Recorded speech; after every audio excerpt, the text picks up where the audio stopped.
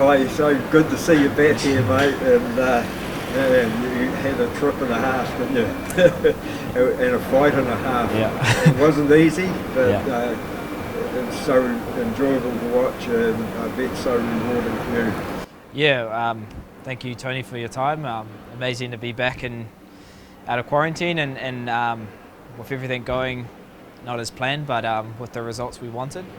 And this is just testimony to my coaches, Eugene, Doug, Twist, Andre, and all my teammates that I've been grinding in the gym for months leading up to this fight, UFC 259, and all my coaches that I've brought into my camps. Working with Dave Wood, our breathing coach, working with David Neath, our sports psychologist, my strength coach Suns, all our physios, Gabe, all our chiropractors, Brad.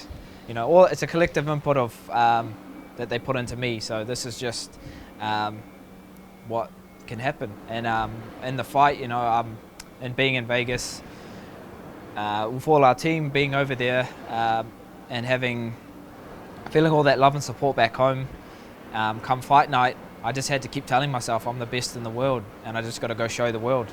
So, I didn't feel any nerves. I wasn't overthinking about it. I just was walking in and just doing what I've always been doing. And right from the start, I could feel he was a bit nervous. He'd had a bit of a layoff, I think a year and a bit. He hadn't fought, and I just fought, a few months ago. So coming into this fight, it was fresh to me, that feeling of fight week and being in the cage. And I wasn't, I guess, overwhelmed by the bright lights, but yeah, once the fight got going, he ended up taking my back in the first, I guess, minute, which is not where we wanted to be. I remember Eugene telling me he's right at the start, just don't let him take your back. But when he's a jiu-jitsu black belt, sometimes things are going to be happening like that where you don't want it to, but you just got to roll with it. And for that certain situation, I just had to weather the storm, and I could feel him getting tired.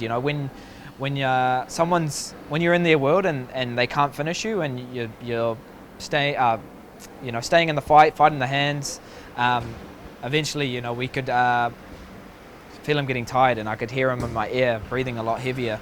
So then once he got off my back and I was able to get back to my feet, I knew I just had to push the pace and put my hands on him. So found my range, and then just tripled up on the right hand, went right overhand, uppercut, and then overhand, and then I walked away, did the Mark Hart walk away, and then once I did a full lap, I went over to the corner, and Eugene said, "It's not over, go finish him." And I was like, "Oh, what?" So that's why I ran over and tried to hammer fist him, but Herb Dean was there, pushed me away, and he didn't like that. He thought I was taunting him, and he got his mouthpiece and threw it at me, but I was too busy celebrating. So yeah, I'm so happy to get the win, and just to show all the hard work that we've been doing in the gym, and especially filling in my holes that I have in my game, and trying to close the gap between my striking and grappling. And awesome to get a finish finally in the UFC.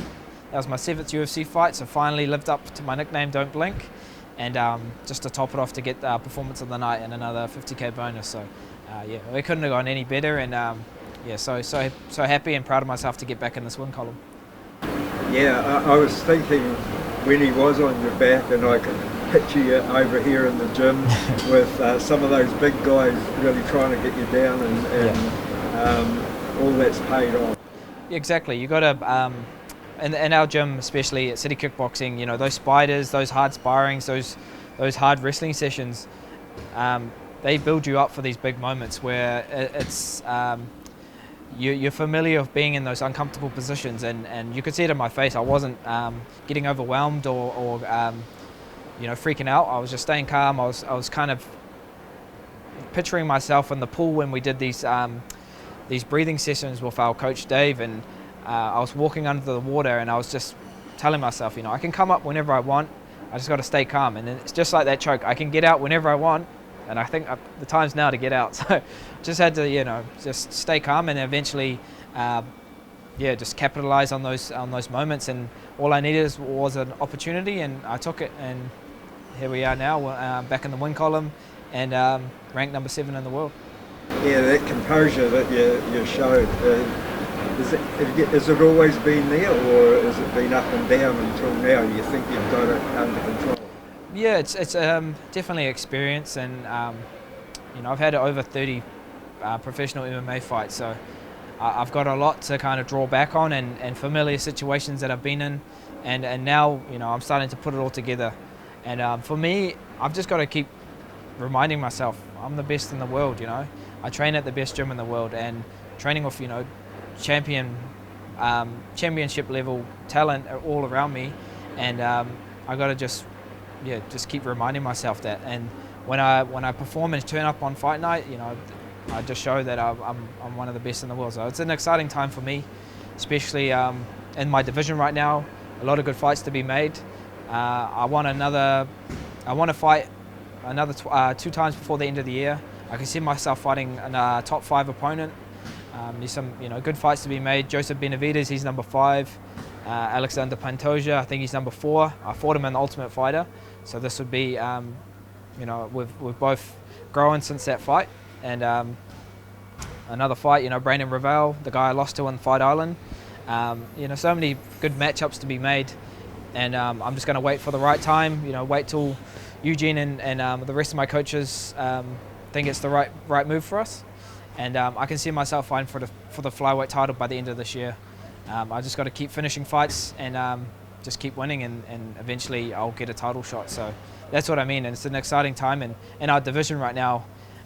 If you can put people away and make a statement, you can leapfrog the top 5 and get those big fights.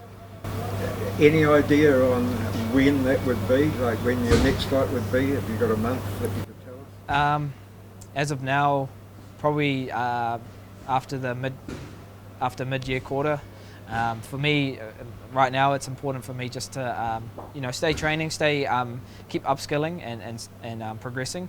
But it's been awesome being back home with my my son. You know, when I left, he was 2 weeks old, and I was away for about a month. So, you know, hard to be away from my partner, especially. You know, so much respect for her, but we've got a massive support system to kind of rely on and to fall back on. So so grateful that we had a bit of help while I was away. But it's awesome to be back home now. He's 9 weeks old, Kobe.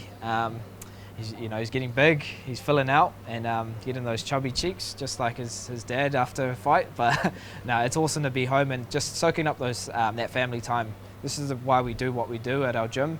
When it all works out, you know, we can all celebrate, and yeah, it's a beautiful thing. So for now, I'm just enjoying my time being a father, and you know, still in the gym, but I'll be looking to fight maybe August, September, when the time's right, and yeah, a top 5 opponent. So who knows, by then there might be the borders might be open in Australia where we could get crowds again. But I miss that feeling, fighting in front of a crowd. You know, being in Vegas and in the studio at the Apex gym, it's awesome to be able to still fight, but you can't beat a crowd. So I miss that feeling, and yeah, I can't wait for that all to happen. Hey, thanks for talking to us, and congratulations once again on what was an amazing performance. I appreciate it, man. Thank you. And yeah, that fight was just you know, dedicated to all the hard work we do in this gym at City Kickboxing, and you know, some of the boys didn't get the wins, but I know they're gonna pick themselves back up, and yeah, I don't want to be their next opponent, because they're going to be hungry to get a win and bad intentions. So yeah, thank you for your time, Tony. Appreciate it. Cheers, brother. Brilliant. Cheers, bro. Yeah, if we get to go to Melbourne or something Yeah, again, a big stadium fight like that. Yeah.